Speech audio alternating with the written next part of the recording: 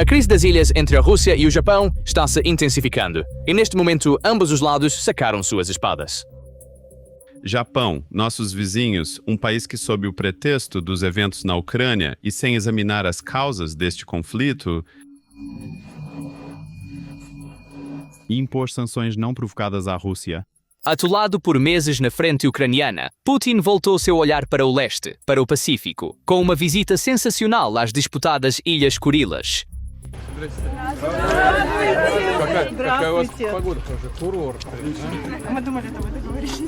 Ele lançou um desafio direto a Tóquio, depois iniciou uma campanha velada de pressão. O Japão não recuou. Hoje o presidente Putin visitou a Ilha Kuril.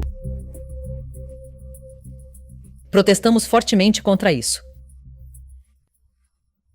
No dia 18 de agosto, Moscou convocou o embaixador do Japão ao seu Ministério das Relações Exteriores. Mas, em qualquer caso, convocamos o embaixador. Ele deve comparecer ao Ministério das Relações Exteriores, respeitando tanto as suas leis quanto os procedimentos que existem para diplomatas estrangeiros nesse país, neste caso, a Rússia.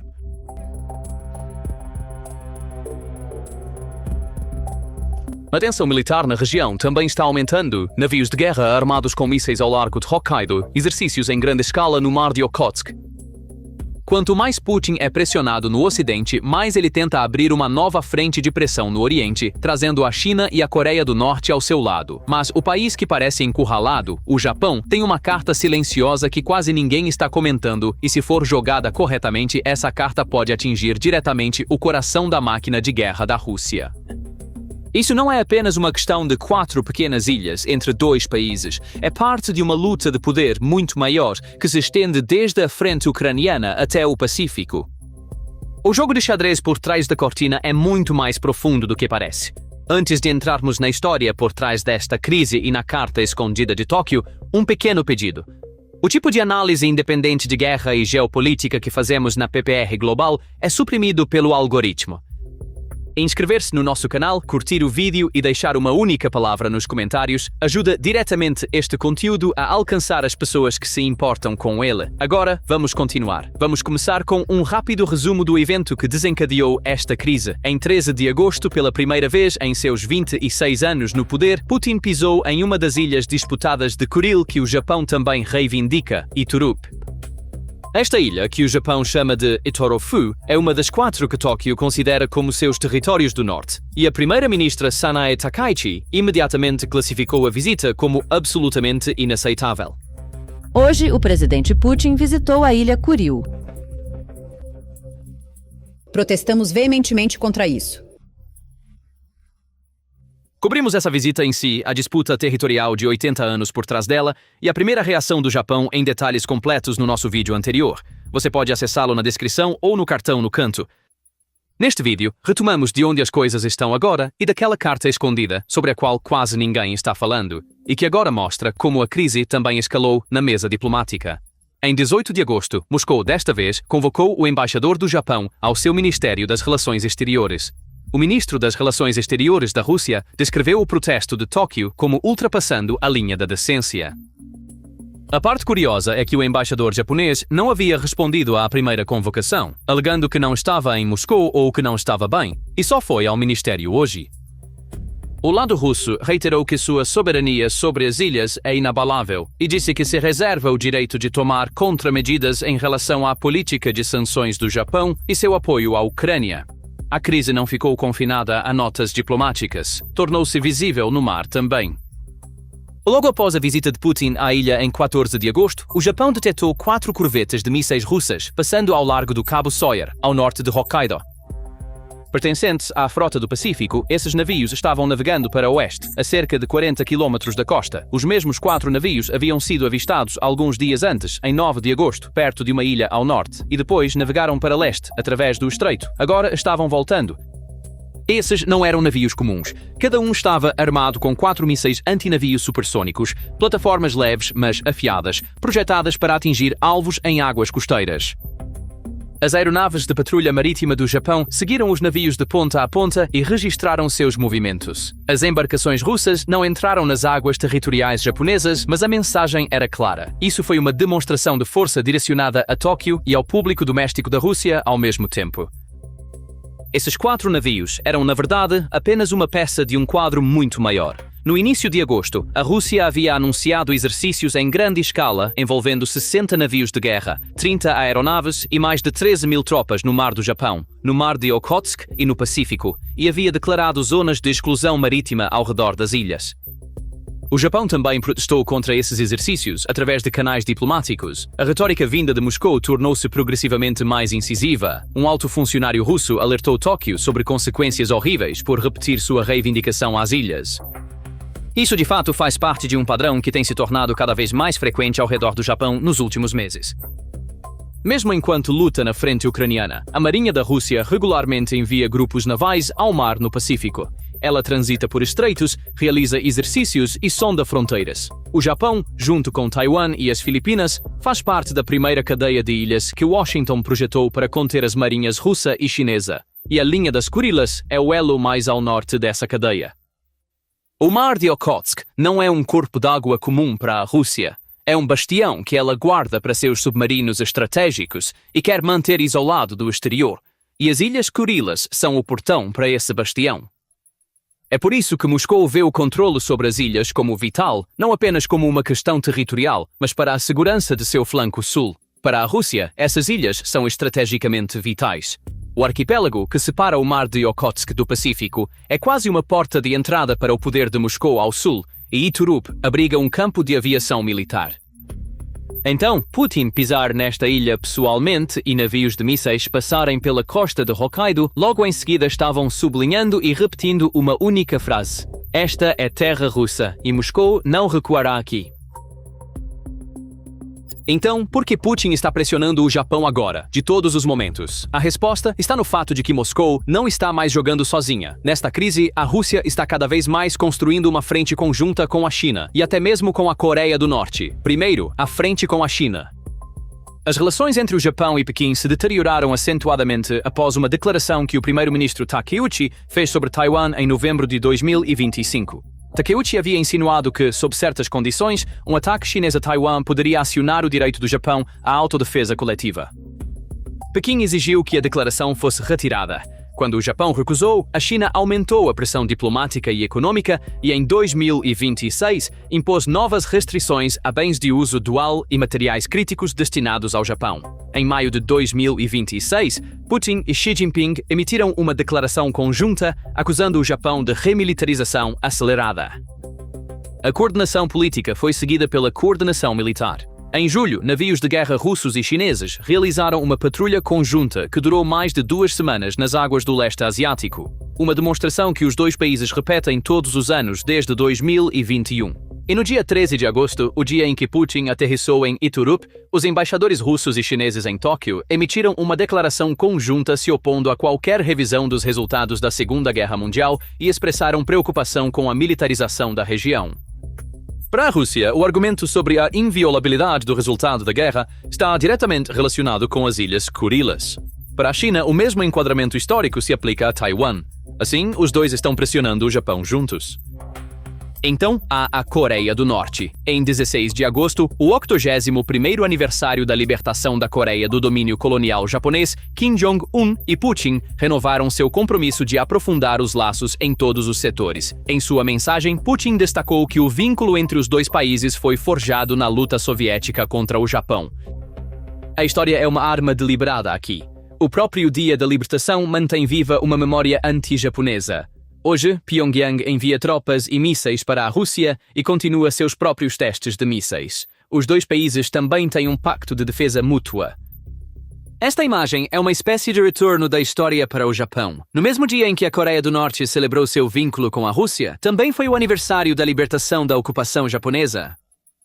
A reivindicação da Rússia sobre as ilhas também se baseia no resultado da Segunda Guerra Mundial. Assim, Moscou, Pequim e Pyongyang estão todos construindo a pressão de hoje na memória daquela guerra de 80 anos atrás, e Tóquio se encontra bem no meio dessa linha histórica tripla. No final, o Japão enfrenta pressão vinda de 3 direções ao mesmo tempo: China do Sudoeste em torno de Taiwan, das Senkakus e das Ryukyus, Rússia do Norte em torno das Kurilas e de Hokkaido, Coreia do Norte e do Nordeste com seus mísseis. O mais recente relatório de defesa do Japão agora descreve a cooperação militar entre a Rússia e a China como uma parceria estratégica em aprofundamento. Tóquio começou a ver essa coordenação tripartida como uma única ameaça à segurança. Por trás de toda essa demonstração de força, há uma lógica fria de negociação. Nesse discurso do Convés, Putin disse que a Rússia não representa uma ameaça para o Japão. Ele culpou Tóquio por uma mudança de política não provocada após 2022 e falou calorosamente da era do ex-primeiro-ministro Abe. Naquela época, Moscou ainda estava disposta a sentar à mesa com base em uma antiga declaração que previa a entrega de 2 pequenas ilhas após um tratado de paz. Agora, o cenário mudou. A Rússia está efetivamente declarando a questão territorial encerrada, aumentando a pressão militar perto do Japão e coordenando sua política anti-Japão com a China, mas deixa uma porta entreaberta. A mensagem é esta: se Tóquio mudar de rumo, a cooperação poderá ser retomada. A visita de Putin à ilha sela essa posição. Moscou não oferece mais um compromisso territorial. Em vez disso, está tentando pressionar o Japão a suavizar as sanções, reduzir seu apoio à Ucrânia e desacelerar seu alinhamento militar com os Estados Unidos em troca de aliviar uma ameaça que a própria Rússia está fabricando. Para o Japão, isso é uma amarga contradição. Uma vez, os dois países chegaram bem perto de um tratado de paz. Moscou parecia aberta a discutir a transferência de 2 pequenas ilhas após tal tratado, mas essa janela agora se fechou. Hoje, ao declarar as ilhas um assunto completamente encerrado, a Rússia oferece ao Japão apenas boas relações e somente em troca de retirar uma ameaça que ela mesma levantou. Para Tóquio, este é um acordo quase impossível de aceitar. O momento também convém a Putin. O Japão está no meio de um rápido rearmamento, aumentando seu orçamento de defesa, comprando mísseis de longo alcance, desenvolvendo a capacidade de atacar alvos em solo inimigo e aprofundando sua integração com a América. Moscou e Pequim compartilham um interesse comum em desacelerar esse processo antes que as novas capacidades do Japão estejam totalmente operacionais. Exatamente neste ponto, surge outra incerteza em segundo plano. Nos dias 16 e 17 de agosto, Trump ordenou uma redução substancial dos exercícios militares conjuntos planejados com a Coreia do Sul. Como razões, ele citou seu relacionamento muito bom com o líder da Coreia do Norte, o custo dos exercícios e a recusa da Coreia do Sul em ajudar na sua guerra contra o Irã. A pressão sobre os porta-aviões americanos na frente do Irã também influenciou a decisão. Trump disse que achou estranho que, enquanto quase 40.000 tropas americanas protegem a Coreia do Sul na região, Seul diria, não, obrigado, sobre o Irã. Esta postura levanta dúvidas sobre os compromissos dos Estados Unidos na Ásia Oriental e é precisamente essa incerteza que leva Tóquio a confiar mais em sua própria defesa enquanto abre espaço para Moscou e Pequim. Até agora tudo tem sido sobre a pressão da Rússia, mas há outro lado da moeda, e é aqui que o verdadeiro coração deste vídeo começa. A maioria das análises destaca a dependência energética do Japão nesta crise. No entanto, se invertermos a imagem, surge uma verdade muito mais impressionante. A dependência da Rússia em relação ao Japão, especialmente em tecnologia, é muito mais profunda e frágil do que supomos. Os números por si só mostram a escala dessa dependência. Em junho de 2026, um alto funcionário de sanções da Ucrânia disse a uma importante agência de notícias japonesa um dado impressionante. Componentes fabricados no Japão foram encontrados em cerca de 90% dos mísseis de cruzeiro, mísseis balísticos e drones que a Rússia usa contra a Ucrânia. Mesmo dentro de um dos mísseis de cruzeiro de longo alcance dos quais a Rússia mais depende, há peças de fabricantes japoneses líderes em semicondutores e eletrônicos. Observando onde esses componentes são usados, percebe-se o quão sério é o quadro. As peças em questão incluem semicondutores, sensores ópticos e térmicos, unidades de medição inercial, placas de gerenciamento de energia e processamento de sinal e máquinas-ferramenta de alta precisão.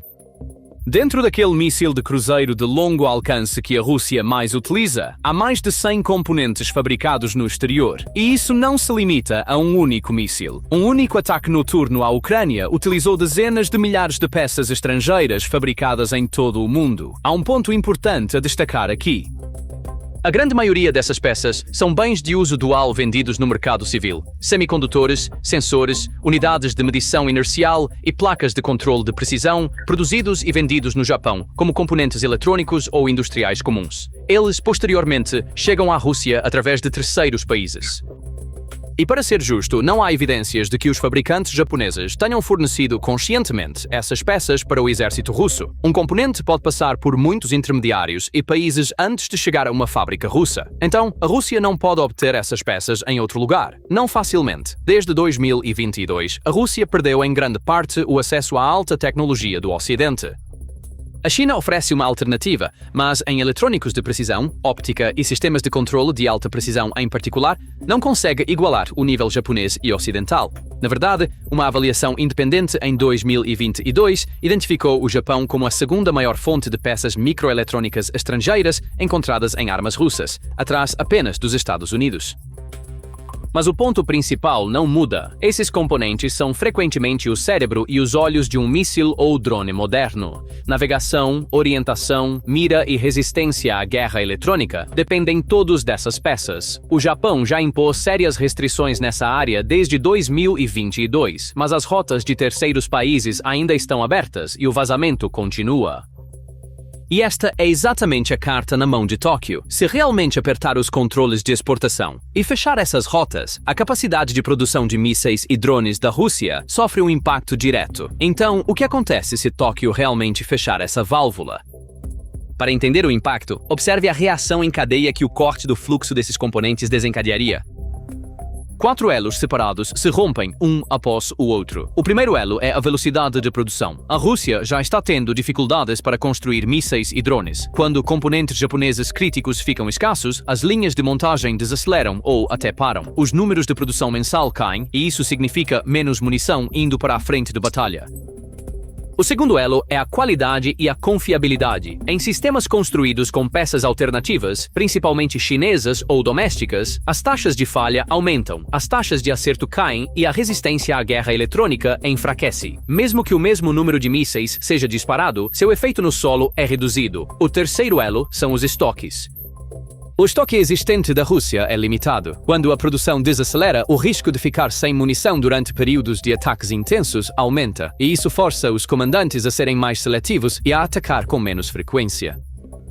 O quarto elo é o reparo. Colocar sistemas danificados de volta em campo rapidamente torna-se quase impossível, já que as peças de reposição dependem da mesma cadeia de suprimentos restrita. A soma desses 4 elos pode levar a um enfraquecimento mensurável da capacidade de ataque de longo alcance da Rússia. A frequência e a intensidade dos ataques à infraestrutura de energia, centros logísticos e postos de comando, em particular, podem diminuir. Para a Ucrânia, isso significa um fardo mais leve de defesa aérea e espaço para respirar, e além de um certo limite, o efeito deixa de ser apenas uma sanção irritante. Transforma-se em pressão que diretamente dificulta a capacidade de sustentar a guerra. Afinal, a guerra moderna não depende apenas de pessoas e munições, mas também de componentes de alta tecnologia. E a Rússia ainda precisa obter uma parte significativa desses componentes através de canais ligados ao Japão. No entanto, é essencial não exagerar essa situação. O Japão sozinho não acabará com a guerra da Rússia da noite para o dia. Não é um botão mágico. Mas a pressão tecnológica aplicada no momento certo e com determinação suficiente pode restringir seriamente o poder de fogo da Rússia, seu ritmo de ataque e sua flexibilidade operacional. E, mais importante, Tóquio pode fazer isso com quase nenhum dano à sua própria economia. É por isso que essa carta é muito mais silenciosa do que um pacote de sanções ruidoso, mas potencialmente muito mais eficaz. O que torna essa carta tão poderosa é o desequilíbrio de custo por trás dela. Para o Japão, apertar essas restrições custa quase nada. Esses bens já estão sob sanções e representam uma parte marginal do total das exportações japonesas. Para a Rússia, cada nova restrição é um golpe concreto que interrompe as linhas de produção de mísseis e drones, degrada a qualidade, esgota os estoques e colapsa a capacidade de reparo. Uma vantagem assimétrica clássica. Um lado pode desacelerar a máquina de guerra do outro enquanto quase não perde nada. A única carta do Japão, é claro, não é apenas a tecnologia, há também a energia. Tóquio ainda compra gás liquefeito de um projeto de gás natural no extremo leste da Rússia, e esse projeto ocupa um lugar pequeno, mas estratégico nas importações do Japão. Essa dependência, no entanto, é mais equilibrada do que parece. O mesmo projeto é também uma fonte importante de moeda forte e prestígio para Moscou, e empresas japonesas têm participações nele. Então, o Japão pode manter essa carta também, pairando sobre Moscou, como uma forma de incerteza controlada. Além disso, as alternativas da Rússia são limitadas. A China oferece peças em muitas áreas, mas em eletrônicos de precisão, óptica e sistemas de controle de alta precisão, não consegue alcançar o nível japonês e ocidental. E uma mudança completa para a produção doméstica leva anos que o ritmo da guerra não dá a Moscou. Então, o lado que parece ser provocado, o Japão, na verdade detém uma válvula que poderia, com o tempo, paralisar o esforço de guerra do provocador. E é aqui que reside a maior ironia desta crise. Putin está aplicando pressão para assustar o Japão e obter concessões, mas cada passo que ele dá faz duas coisas ao mesmo tempo. Por um lado, dá a Tóquio uma nova razão para agir. Por outro, expõe a fragilidade oculta da própria Rússia. Este é um padrão no qual Moscou tem caído repetidamente ultimamente. A coerção, em vez de intimidar o outro lado, o endurece. A mesma lógica se repetiu na Ucrânia. Quanto mais a pressão aumentava, mais seus oponentes se uniam. Agora, uma dinâmica semelhante parece estar em ação no Pacífico. Quanto mais forte é a demonstração de força de Putin, mais ele empurra o Japão em direção ao Ocidente e à sua própria defesa. A incerteza na linha América-Coreia do Sul também empurra o Japão para a autossuficiência e uma postura mais firme contra a Rússia. Em resumo, a crise está no nível de disputas diplomáticas e demonstrações de força por enquanto.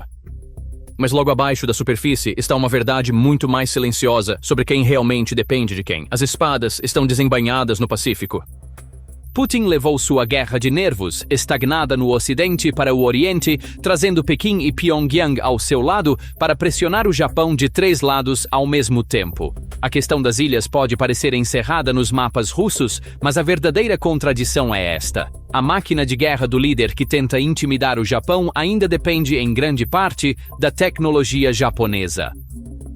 E se Tóquio algum dia decidir silenciosamente girar essa única válvula, a pressão que Putin está aplicando no Pacífico pode voltar diretamente para as linhas de frente na Ucrânia. Hoje há 4 ilhas na mesa, mas o tabuleiro de xadrez é muito maior do que parece. Então, você acha que o Japão realmente ousará jogar esta carta tecnológica? Ou os cálculos energéticos e econômicos manterão Tóquio cautelosa? E depois do Mar Negro, o movimento de Putin no Pacífico fará com que ele pague um preço alto em mais uma frente? Compartilhe seus pensamentos conosco nos comentários. Para se manter informado sobre as análises independentes de guerra e geopolítica da PPR Global como esta, inscreva-se no nosso canal e ative as notificações. Obrigado por nos escolher.